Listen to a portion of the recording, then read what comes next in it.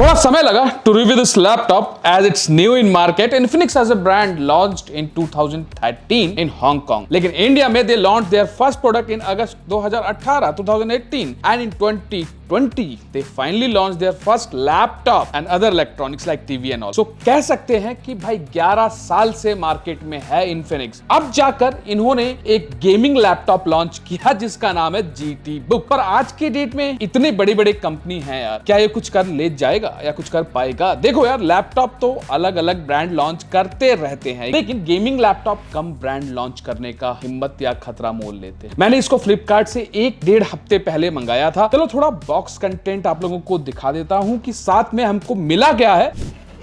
जिन लोगों को डाउट था कि इस बार GT अगर आप लेते हो रिसेंटली इस ऑफर में, तो आपको सिर्फ लैपटॉप नहीं मिलेगा, लैपटॉप के साथ लैपटॉप कुछ एक्सेसरीज भी मिलेगी। ओके, तो देयर आर 2 बॉक्सेस। एक आपका एक्सेसरीज का बॉक्स है। चलो पहले इसको अनबॉक्स करते हैं। नया लॉन्च है, बॉक्स में बिल्कुल एकदम नया वाला महक पूरा देखने को मिल रहा है। हो माय गुडनेस। तो जैसा आप लोगों को आइडिया है भाई, इसमें एक आपको माउस मिलता है।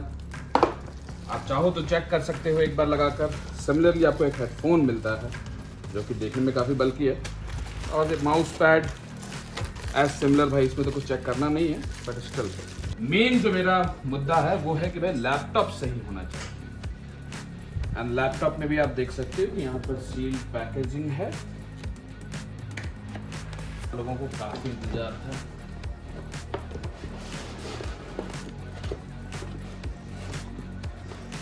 लैपटॉप काफी स्लिम सा फील होता है।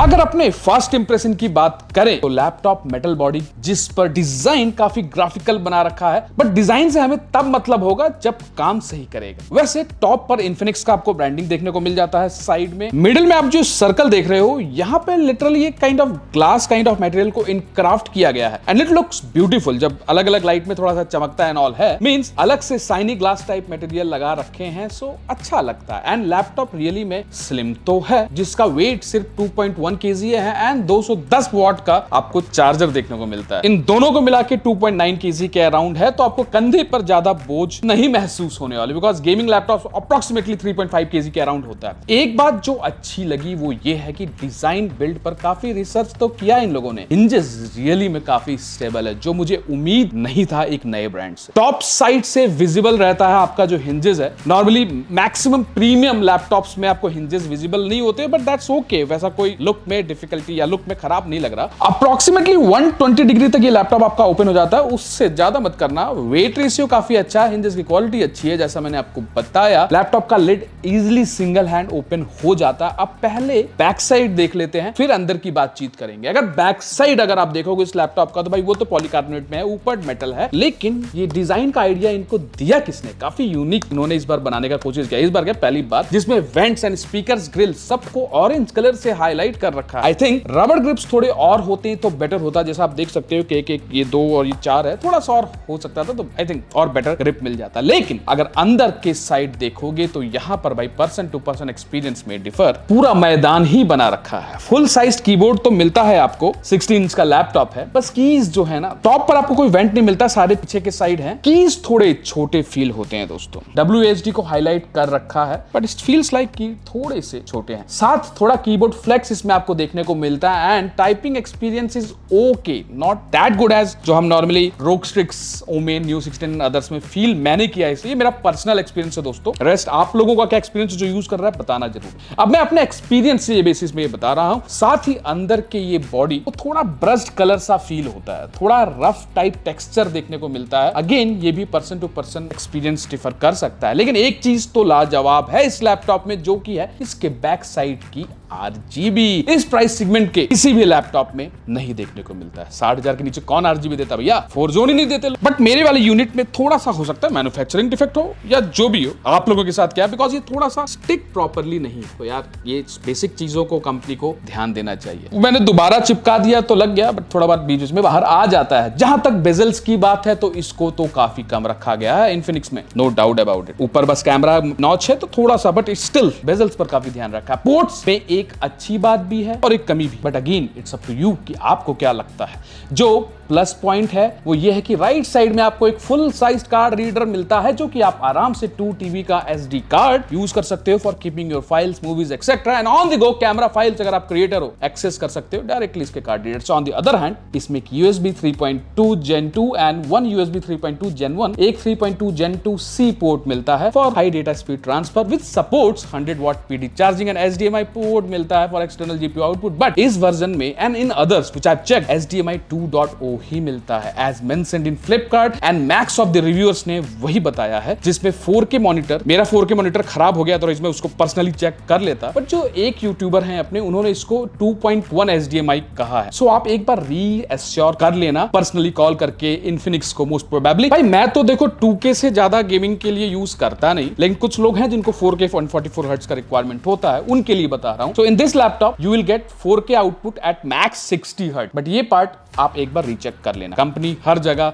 मैक्स ऑफ द रिव्यूअर्स ने 2.0 ही बताया। वैसे इन्फिनिक्स GT Book में 3 मॉडल लॉन्च हुए हैं, i9 13 generation 4060, i5 13 generation 4050 and i5 12 generation 3050, all with H processor. भाई अभी नया है ना मार्केट में ये लैपटॉप ब्रांड, तो HX CPU और 14 जनरेशन में घुसने में थोड़ा सा डर लग रहा है। पहले H प्रोसेसर में कदम रखते हैं फिर आगे का सोचेंगे, है कि नहीं। हमारे पास i5 12450H RTX 3050 6GB VRAM वाला लैपटॉप है, which is similar in all aspects with all other variants except CPU and GPU का जो परफॉर्मेंस है। इसमें आपको 16GB का सोल्डर्ड LPDDR5 RAM मिलता है, एंड i9 में सिमिलरली 32GB का सोल्डर्ड RAM मिलता है। नॉर्मली स्लिम लैपटॉप में सोल्डर्ड का चक्कर देखने को मिलता है, लेकिन यार एक स्लॉट छोड़ देते यार, हम एक्सटेंड करना चाहे तो कर सकते हैं। तो ये गनीमत है कि भाई 5200 मेगाहर्ट्ज का RAM मिलता है, तो काम चला देगा आपका। 512GB का इसमें आपको Gen 4 SSD मिलता है, अगेन एक ही स्लॉट, मतलब 2 TB मैक्सिमम अपग्रेड कर सकते हो, ठीक है यार, चल जाएगा। प्राइस को भी ध्यान रखो। मेन पॉइंट ये है कि भाई इसमें आपको 80 वाट TCP का 6GB VRAM RTX 3050 मिलता है इस प्राइस रेंज में, जो कि कमाल की बात है। लेकिन i9 4060 में 90 वाट ही TCP मिलता है, ठीक है, मतलब स्लिम लैपटॉप है, लेकिन 3050 में जो 80 वाट मिल रहा है, this is a good deal. 4060 का आप लोग डिसाइड करो। Wi-Fi 6 एंड Bluetooth 5.2 देखने को मिलता है। MS Office भाई 1 महीने का बस ऐसे आपको ट्रायल वर्जन मिल जाएगा, लाइफ टाइम नहीं मिलता भैया। 60,000 में और क्या क्या देंगे आपको, लेकिन भाई इन्फिनिक्स अभी आए हो मार्केट में, दे देते तो क्या जाता। नियो से टक्कर मत लें अभी ना, नाइट्रो एंड ऑल से वो नहीं देते तो आप भी नहीं दोगे क्या भाई। लोग 2024 में मग स्विच तो मिलेगा ही। तो इस 60K के लैपटॉप में भी आपको कंट्रोल सेंटर मिलता है, जिसमें आप सेटिंग्स में जाकर GPU, iGPU and dynamic for auto switch और मग स्विच का ग्राफिक्स भी भाई इन्होंने, ओह क्या बात है, क्या दिया है। बहुत बेसिक रखा है लेकिन ग्राफिक्स अच्छा दिया। सिस्टम मोड में जाकर आप ऑफिस मोड या परफॉर्मेंस मोड या गेमिंग मोड सेलेक्ट कर सकते हो अपने प्रेफरेंस के अकॉर्डिंग, जो कि कीबोर्ड से भी कस्टमाइजेबल है। मतलब कीबोर्ड पे सेपरेट बटन डेडिकेटेड दिया गया है जहां से आप सेलेक्ट कर सकते हो। इस प्राइस रेंज में कोई भी ब्रांड आपको RGB स्ट्रिप नहीं दे रहा, लेकिन GT Book बोला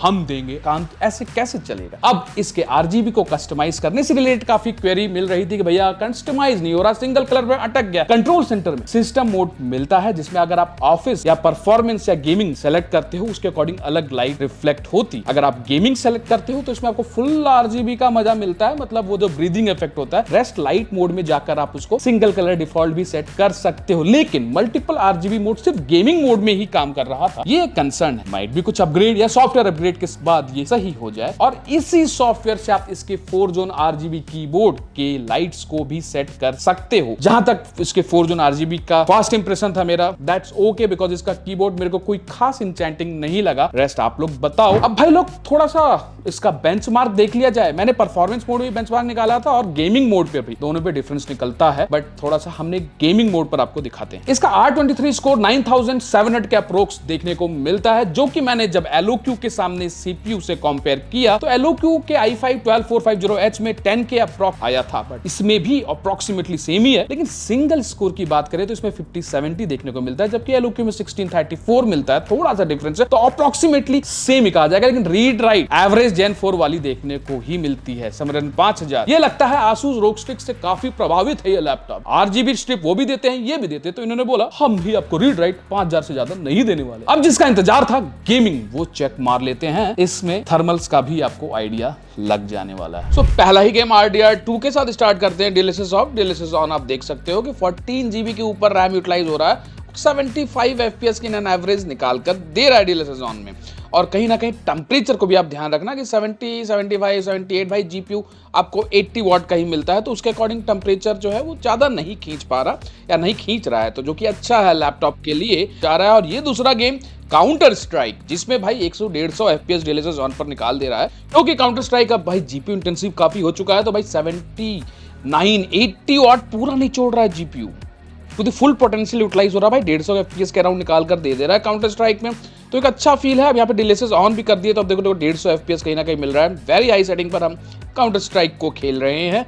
आप अपना फीडबैक बताओ, आपको क्या लगता है? टेम्परेचर स्टिल कंट्रोल्ड है और रैम भी यूटिलाइजेशन अच्छा खासा देखने को मिल रहा है। टेम्परेचर पर भी ध्यान देना और TGP देखना भाई। अब यहाँ पर आ गए हम लोग नेक्स्ट गेम साइबरपंक। यहाँ पर भाई देखो अल्ट्रा रीट्रेसिंग में थोड़ा सा वाट लगी पड़ी है, सिंपल सी बात है दोस्तों। DLSS ऑन इसमें जो नॉर्मली हम कर रहे हैं रीट्रेसिंग अल्ट्रा पर एक तो उस पर हमको 50-55 FPS के अराउंड देखने को मिला। DLSS 2 का जो सपोर्ट है उसके अकॉर्डिंग नॉर्मली DLSS 3 हमको देखने को नहीं मिलता 3050 में, 4000 रीच के ऊपर है, बट आपके सामने एक कॉन्फ़िगरेशन आप पॉज कर देख लेना। नेक्स्ट हम ओवरड्राइव मोड पर, तो भाई हालत ही टाइट हो जाती है, तो ओवरड्राइव मोड पर आपको कुछ 25-30 FPS भी मिल जा रहा है, तो ये अच्छा ही कहलाएगा। टेम्परेचर पर ध्यान देना, 81 डिग्री सेल्सियस के अराउंड है और VRAM पूरा 6GB निचोड़ रहा है। TGP ये मेरे को बिलीव नहीं हो रहा कि TGP max of the time इसने 80 वॉट के ऊपर 81 वॉट भी खींचा। और अब नेक्स्ट गेम है भाई फार क्राई पे DLSS ऑफ, DLSS ऑन। बल्कि नॉर्मल फार क्राई में आपको FSR मिलता है, DLSS के जगह FSR ऑन समझ लो, तो FSR ऑन करके आपको भाई 85 FPS निकल कर आ जा रहा है, जो कि अच्छा कहलाएगा फार क्राई में। और आप भाई यहाँ पर भी अगर TGP यूटिलाइजेशन देखोगे तो भाई 76-78 भाई फुल ऑन ही यूटिलाइज हो रहा है। और रैम भी हमारा 14GB कहीं ना कहीं खींच के निकाल रहा है, जो कि अगेन सोल्डर्ड रैम है। पॉज कर आप एक बार देख लेना। और अब यहाँ पर हम अल्ट्रा सेटिंग में फार क्राई को चेक करते हैं, तो यहाँ पर भी DLSS ऑन करके इन एवरेज हमको 84-85 FPS निकाल कर दे रहा है। टेम्परेचर अभी तक शुरू से लेकर कंट्रोल्ड है भाई। 1.5 हफ्ता हमने इस लैपटॉप को चेक किया और मुझको कहीं ना कहीं गेमिंग परफॉर्मेंस, मतलब इन्फिनिक्स ने काम तो किया है और चीज़ों में कुछ ना कुछ कमी है, लेकिन परफॉर्मेंस में ज़्यादा दिक्कत मेरे को देखने को नहीं लग रहा। नेक्स्ट गेम आपके सामने है GTA 5, 120 हर्ट्ज का स्क्रीन है और एडवांस सेटिंग में वेरी हाई पर 125-130 FPS निकाल दे रहा है, तो आपका काम तो बन जाएगा। आराम से आप गेम खेल सकते हो, चाहे GTA 5 हो चाहे कोई और हो, जो कि मुझको परफॉर्मेंस वाइज लिटरली कहीं ना कहीं कह सकते हो कि उम्मीद नहीं था इन्फिनिक्स से। सो नेक्स्ट गेम आपके सामने रेजिडेंट एविल 4 है। इसमें आप देख सकते हो कि भाई FSD DLSS ऑन करके 33-35 FPS निकाल कर ला रहा है। कुछ ग्लिच लग रहा है मेरे को, यहाँ थोड़ा और FPS मिल सकता था। DLSS ऑफ में आपको 20-25 FPS मिल रहा है। और next game again Forza horizon, यहाँ पर अल्ट्रा सेटिंग में DLSS ऑन कर आपको 78 FPS निकाल कर दे रहा है, 74 इन एन एवरेज। तो इसको अगेन हम कह सकते हैं, सारा गेम टेस्ट करने का मतलब यही है दोस्तों कि आपको क्लैरिटी मिले कि हमने इसमें काफ़ी मेहनत किया है इस लैपटॉप को रिव्यू करने में, तो उस बात पर लाइक जरूर कर देना। तो अगेन एक्सट्रीम DLSS ऑन पर भाई 45 एक्सट्रीम सेटिंग्स में आपको थोड़ा सा FPS से काम नहीं चल पाएगा, इसलिए आपको हाई सेटिंग्स पर ही रखकर खेलना बेटर रहेगा, बिकॉज मजा उसी में है। नेक्स्ट गेम आपके सामने फॉरबिडन और DI सेटिंग्स के साथ 50-45 FPS। अगेन बहुत ज़्यादा GPU इंटेंसिव गेम है। आप देख सकते हो कि TGP 80 पर ही है, लेकिन लैपटॉप को दाद देनी पड़ेगी कि भाई आप फुल ऑन पोटेंशियल यूटिलाइज कर रहे हो। अब वेरी हाई सेटिंग्स पर जब हम गए तो यहाँ पर अगेन थोड़ा FPS गिरा, but in an average 40+ FPS यहाँ पे भी निकाल कर ला रहा है। और टेम्परेचर GPU का देखो और CPU का देखो। GPU का टेम्परेचर 80 डिग्री सेल्सियस क्रॉस कर रहा है, लेकिन CPU अपने आप को अभी तक कंट्रोल रखा है। अगेन नेक्स्ट गेम एलन वेक, और एलन वेक में अगर हम मीडियम सेटिंग्स में देखें तो खेल सकते हैं गेम को, 40-45 FPS निकाल दे रहा है, जो कि ठीक है, सही कहलाएगा। वेरी हाई सेटिंग्स में अगर आप जाते हो, यहाँ पर थोड़ा सा इसकी वाट लग जाती है, नानी याद आ जाती है और 25-26 FPS से ज़्यादा नहीं जा पाता है। लेकिन TGP ध्यान रखना भाई, मेरे को तो बिलीव नहीं हो रहा। नेक्स्ट गेम माइल्स मोराल, यहाँ पर हाई सेटिंग्स में हमको 60-65 FPS निकाल कर दे रहा है, जो कि बेहतरीन है। अगेन अगर इसको हम हाई सेटिंग्स पर देखें 13.4 GB ये पूरा यूटिलाइज हो रहा है। एंड अगेन इसको अगर वेरी हाई सेटिंग्स पे करते हैं तो यहाँ पर भी 60-65 FPS निकाल रहा है, 14 GB रैम यूटिलाइज हो रहा है। टेम्परेचर अभी तक इस लैपटॉप का कंट्रोल लगा। ध्यान रखना कि भाई ये स्लिम लैपटॉप है, 80 वॉट TGP पे है, उस हिसाब से सोचना। कॉल ऑफ ड्यूटी को आप चेकआउट करोगे तो अल्ट्रा सेटिंग्स में आपको गेम खिला देगा। 70 से 74 FPS यहाँ भी निकाल रहा है, 80 वाट TGP है और CPU का टेम्परेचर यहाँ थोड़ा सा बढ़ते हुए, क्योंकि बहुत लॉन्ग आवर गेमिंग चल रहा था, 81 डिग्री सेल्सियस तक जा रहा और कॉल ऑफ ड्यूटी काफी ज्यादा again GPU intensive and CPU को निचोड़ कर रख देता है। अब GPU देखो 100% पर जा रहा है और CPU कहीं ना कहीं 35-40 वाट TGP जा रहा है। थोड़ा सा कंपेयर कर लेते हैं रोग स्ट्रिक्स के साथ, देख सकते हो कि सेम हम RDR2 को कंपेयर कर रहे हैं तो भाई DLSS ऑफ में रोग स्ट्रिक्स का देखो परफॉर्मेंस अगेन थोड़ा बेटर है, 70-75 FPS निकाल कर दे रहा है। राइट साइड में आपको सिमिलरली 72 एंड DLSS ऑन कर लो तो भी आप डिफरेंस देखते हो, सेम सिनेरियो है।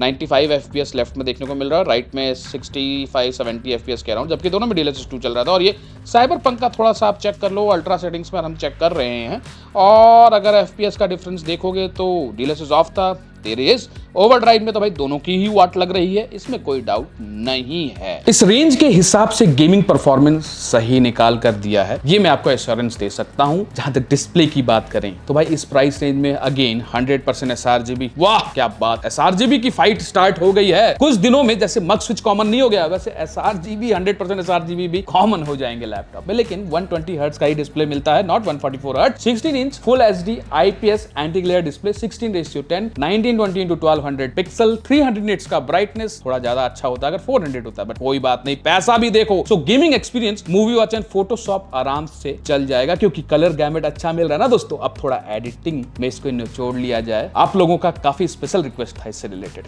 देखो भाई 6GB VRAM है ना, तो i5 12 जनरेशन एंड ऑल को देखा जाए तो 4K लेवल एडिटिंग आप आराम से कर सकते हो। लेकिन ध्यान रहे, चाहे आप प्रीमियर प्रो यूज कर रहे हो, चाहे आप फिल्मोरा यूज कर रहे हो, आप 1/4 फ्रेम पार्ट रखो। अगर मल्टीपल लेयर पर काम करना है तो, एंड साथ Premiere Pro, After Effects, Photoshop साथ तीनों साथ मत चलाकर रखना, नहीं तो ना ये बोल देगा, निकल लेगा लैपटॉप। वो ध्यान रखें। एट अ टाइम हमने प्रीमियर प्रो 15 मिनट की वीडियो को एडिट किया, जिसमें 15 मिनट लगाया रेंडर होने में, जो कि थोड़ा ज्यादा था। ग्राफिक्स कार्ड पे डिपेंड करता है, ये ध्यान रखना। जबकि हमने वीडियो में आफ्टर इफेक्ट्स यूज किया ही नहीं, अलग से हमने आफ्टर इफेक्ट को क्वार्टर में भी चलाया, जिसमें इसने 4 से 5 मिनट लगाया to render that After Effect file. जहां तक ब्लेंडर की बात है तो इन एन एवरेज आपको पता ही है कि not to the best but to the limited use आप ब्लेंडर यूज कर सकते हो। लेकिन ध्यान रखें कि again I am telling, at a time Premiere Pro, Filmora, After Effect सब कुछ ना ओपन करके रखें, नहीं तो इसका दम घुट सकता है। स्पीकर क्वालिटी देखें तो भाई मेरे को लाउड तो लगा, ठीक है, ज्यादा हल्का नहीं कह सकते। अभी मैंने इलेक्शन के सारे रिजल्ट इसी लैपटॉप में देखे। कुछ समझे दया?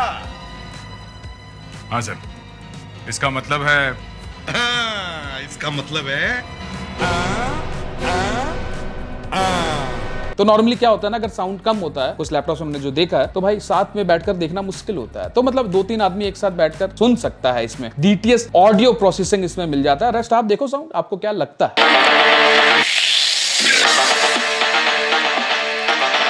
अगर कैमरा की बात करें तो चलो देखते हैं। सो ऊपर एक मेजर लाइट जल रही है, इसमें आपको माइक्रोफोन ऊपर के साइड 2 मिल जाते हैं। क्वालिटी कैसा कमेंट करके बताना भाई। अगर इमेज क्वालिटी बताऊं, स्क्रीनिंग क्वालिटी बताऊं तो ठीक है, मतलब 1080 पिक्सल 30 FPS पर रिकॉर्ड हो रहा है। इस प्राइस रेंज में 1080 पिक्सल अच्छी बात है, जो बड़े बड़े लैपटॉप भूल जा रहे हैं देना। बट एक बार इस लाइट को बंद करके देखता हूं। सो लाइट को तो ऑटो एडजस्ट कर रहा है इसका कैमरा, और अभी आप देखो मैंने एक मेजर लाइट ऊपर की बंद कर दी है। छोटी सी लाइट है, मतलब कम लाइट जली है, but still quality seems to be good. आप बताओ कमेंट करके कि आपको इसका ऑडियो कैमरा क्वालिटी कैसा लग रहा है। इस प्राइस रेंज में ऐसा क्वालिटी देना इज गुड। जहां तक बैटरी लाइफ, बहुत इंपॉर्टेंट टॉपिक है भाई। एलोक्यू रोग स्ट्रिक्स नाइट्रो सबसे ऊपर बढ़कर 70 वाट आवर की बैटरी, 3 सेल लिथियम बैटरी देखने को मिलता है इसमें ऑफिस मोड मिलता है, जिसमें ऑटोमेटिकली मैक्सिमम चीजें ऑप्टिमाइज हो जाती हैं। eGPU मोड पर अगर रहे तो 3.5 से 4 घंटे का बैटरी बैकअप दे देगा, मिल जाएगा। रेस्ट आप लैपटॉप का यूज कैसे करते हो वो मैटर बहुत करता है। गेम खेलोगे बैटरी पर, लाउड म्यूजिक सुनोगे, फुल ब्राइटनेस रखोगे, DGPU मोड पर रहेगा तो भाई 2 घंटे से ज्यादा बैकअप नहीं मिलेगा, ये ध्यान रख। वारंटी की बात करें अगर तो 1 ईयर का डोमेस्टिक ऑन साइट वारंटी तो मिलता ही है इसमें, लेकिन एडेप्टर पर 6 महीने का वारंटी आपको मिलेगा। बट मैंने जब इसको ऑर्डर किया तो 3 साल का एक्सटेंडेड वारंटी भी इसमें ले लिया था, 3000 रुपए मेरे को पड़ा था, तो आप वो चूज कर सकते हो। देखो यार, जिस प्राइस रेंज में ये लैपटॉप आ रहा है ना, अब तो रेट भी भाई इन लोगों ने 64 कर दिया है। बढ़ाने का क्या मतलब, ज्यादा बिक रहा है क्या? इस रेंज में 80 वाट TGP 3056GB 100% sRGB नहीं देखने को मिलता है, with an RGB effect at the back side, और परफॉर्मेंस भी सही निकाला और कुछ कॉन्स हैं जो मैंने ऊपर वीडियो में बता रखा है, अगर नहीं देखे तो देख लो, तभी आइडिया लगेगा आप लोगों को। ये कह सकता हूं कि इन्फिनिक्स ने लैपटॉप लॉन्च करने के पहले अपनी पढ़ाई एंड रिसर्च पूरी कर ली थी, कलरफुल जैसा गलती नहीं की। ये मान सकता हूं कुछ चीजों में कटौती की गई है, like soldered RAM, no slot for RAM and only one slot for SSD, keyboard flex and all, 120 hertz refresh rate better हो सकता है, लेकिन 60K में दे भी काफी चीज रहे हैं, वो भी आप एक बार ध्यान रखना। सो जिसका बजट इस रेंज में लैपटॉप लेने का है, इतना स्पेसिफिकेशन चाहिए, वो इसको एक बार कंसीडर कर सकता है। रेस्ट नया लॉन्च है तो कुछ कमियां हैं जो मैंने एक्सप्लेन कर दिया है ऊपर, those are not major, minor कमियां हैं जो आपको अब तक पता चल गया होगा, बट रेस्ट मैं आपके ऊपर छोड़ता हूं। कमेंट में बताएं जो लोग यूज कर रहे हैं उनका क्या एक्सपीरियंस है, क्या कमियां हैं, क्या अच्छाइयां हैं। जो मैंने एक्सपीरियंस किया मैंने बताया, हाँ जिसको बाद में लेना हो इसका आफ्टर 3 मंथ यूजेस एक्सपीरियंस में जरूर लाऊंगा दोस्तों। 1 से 1.5 हफ्ते मैंने इसको टेस्ट किया है, यूज किया है, रगड़ा है, 3 महीने और यूज कर लूंगा। सो बी कनेक्टेड। वीडियो इंफॉर्मेटिव लगी हो तो लाइक कर दीजिएगा एंड सब्सक्राइब नहीं किया तो कर लीजिएगा एंड बेल आइकन दबाना मत भूलिएगा, तो ही तो आगे की नोटिफिकेशन मिलेगा ना आपको, कोई भी वीडियो डालूंगा तो। रेस्ट कमेंट करो, कोई भी डाउट हो एंड बताओ।